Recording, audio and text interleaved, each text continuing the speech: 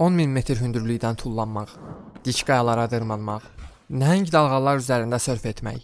İnsan orqanizminin sərhədlərini sınamaqdan çəkinmir. Salam, kanalıma xoş gəlmisiniz. Bugün ekstremal idmanlar dünyasına dalırıq və sizə ilham verəcək bir hekayə danışacağam. Bəziləri adrenalindən həzz alarkən, bəziləri zamana qarşı və bəzən ölümə qarşı yarışır. Hekayəyə keçməmişdən əvvəl videonu bəyənməyi unutmayın. İnanıram ki, bu sizin unutmayacağınız bir hekayə olacaq.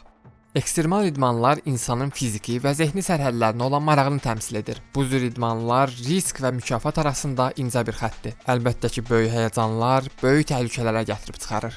Motosiklet yarışlarını misal götürək. Dünyadakı ən həyəcanlı və eyni zamanda ən təhlükəli idman növlərindən biri. Bu yarışlarda sürət bəzi hallarda saatda 350 km-dən çox ola bilər.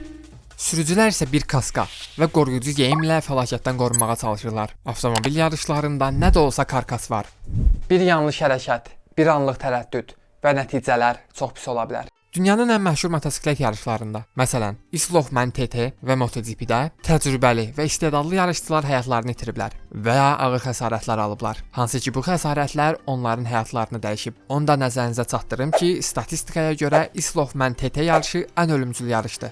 Amma bu hekayənin gözəlliyi yalnız yarışçıların cəsarətində deyil. Hər hansı qəza baş verdikdə onların həyatlarını xilas etmək üçün hazır olanların cəsarətindədir. Həyat və ölüm arasındakı sərhədin incə olduğu bu idman növündə bir qrup qəhrəman öz həyatlarını riskə ataraq yarışçıları anında tibbi yardımla təmin edir. Bu qəhrəmanlara uçan həkimlər deyilir.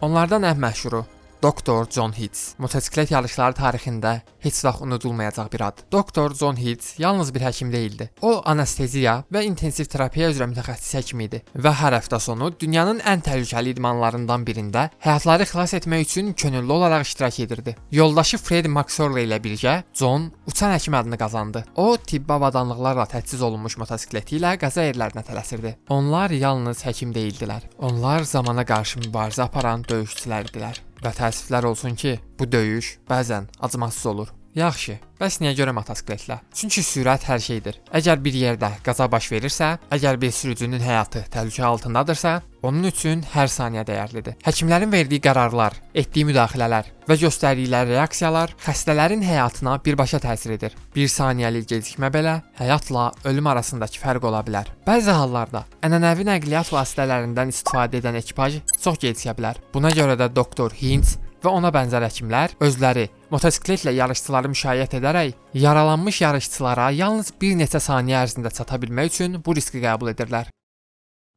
2015-ci ildə motosiklet yarışları icması böyük bir itki yaşadı. Yarışların birində Doktor Hitz faciəvi şəkildə həyatını itirdi. Onun ölümü yalnız idman üçün deyil, xilas etdiyi və xilas edə biləcəyi saysız həyatlar üçün böyük itkidir. Hitz ölümündən sonra idmandakı könüllü işinə görə BBC Get Inspired Unsung Hero mükafatına layiq görüldü. Felçerlər Kolleci ölümündən sonra ona fəxri işçi adı verdi. Kollecdə daha sonra onun adına təqaüd təsis edildi. Doktor Hitz yalnız bir həkim və ya bir yarışçı deyildi. O bir missiyanın insanı idi. Janet onun həyatları xilas etmək üçün necə tutqulu olduğunu xatırlayır. John üçün qəza sonrası ilk saniyələr yalnız vacib deyildi. Onlar müqəddəs idi. 2010-cu ildə Skeriyesdə baş verən qəzada John ən yaxın dostlarından biri olan Miles Bryan'ı itirdi. Bu ölüm ona çox ağır təsir etdi. Dostunu xilas etmək üçün bütün səyləri uğursuz olduqdan sonra John mənə dedi: "Mən padoka qayıtdım və dayanmadan ağladım." Qazandığı təcrübədən istifadə edərək John bütün dünyada tibbi konfranslarda mühazirələr oxuyurdu. Buna görə də o yaralanmış yarışçıların müalicəsi üçün, inkişaf etdirilən qabaqcıl texnikalar üçün bir mütəxəssis olaraq tanınırdı. Ölümündən əvvəl John hava təcili yardım xidmətinin qurulması üçün kampaniya aparmışdı. O, vaxt itirməmənin nə qədər vacib olduğunu başa düşürdü. John hava təcili yardımının bir lüks deyil, bir zərurət olduğuna inanırdı. Bu xidmətin mövcud olması 2003-cü ildən bəri Şimali İrlandiyada 600-ə yaxın həyatı xilas edə bilərdi. John bu iş yolunda yorulmadan kampaniya apardı və ölümündən sonra onun irsi gerçək oldu. 2017-ci ildə Şimali İrlandiyanın hava təcili yardım xidməti rəsmi olaraq fəaliyyətə başladı və Johnun şərəfinə başqalarının həyatlarını xilas etdi. Bu kampaniya ilə John yalnız yarış traslarında həyatları xilas etmədi, həm də gələcək nəsillərin xilas olmağı üçün bir miras qoydu.